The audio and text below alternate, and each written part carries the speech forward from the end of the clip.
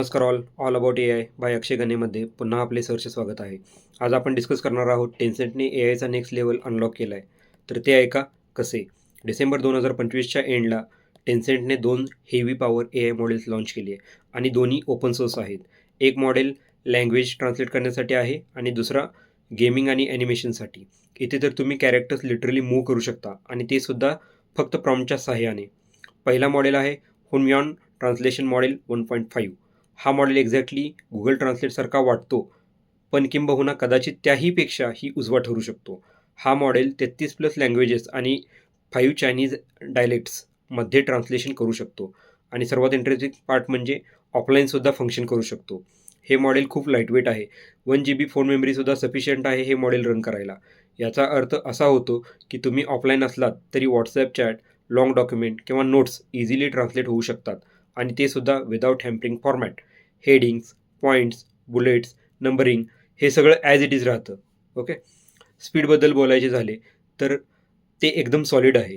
50 word translate करायला hardly 0.18 seconds लागतात. Comparatively बोलायचे झाले तर मार्केटमध्ये अवेलेबल असलेल्या कमर्शियल ट्रान्सलेशन टूल्स किंवा जे API आहेत त्यांनासुद्धा लाजवेल. ओके. डेव्हलपरच्या पॉईंट ऑफ व्ह्यूने बोलायचे झाले तर ही एक पर्वणीच आहे. सिम्पलमध्ये बोलायचं झालं तर हा मॉडेल म्हणजे गुगल ट्रान्सलेटचा ऑफलाईन फास्टर आणि स्मार्टर भाऊच आहे. आता खरं पण पार्ट येतो तो म्हणजे HY मोशन 1.0. हा मॉडेल गेमिंग वर्ल्डसाठी नक्कीच गेम चेंजर ठरू शकतो.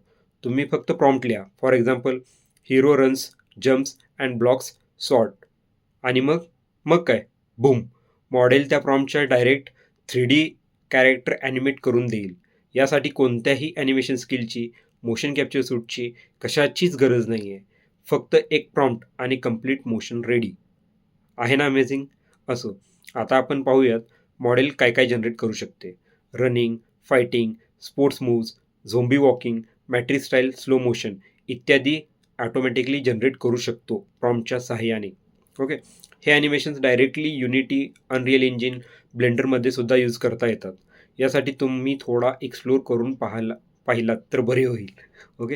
याचा अर्थ असा होतो की गेम डेव्हलपर्स, VR क्रिएटर्स आणि ॲनिमेशन स्टुडिओजसाठी ही एकदम सरळ सोपी शॉर्टकट आहे. यामुळे NPC कॅरेक्टर्स बनवणं, ॲक्शन सीन्स टेस्ट करणं सगळं खूप सुपरफास्ट होईल.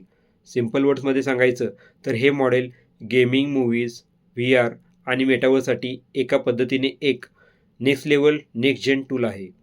आता दोन्ही मॉडेल्स एकत्र पाहिलेत तर पिक्चर क्लिअर होतो.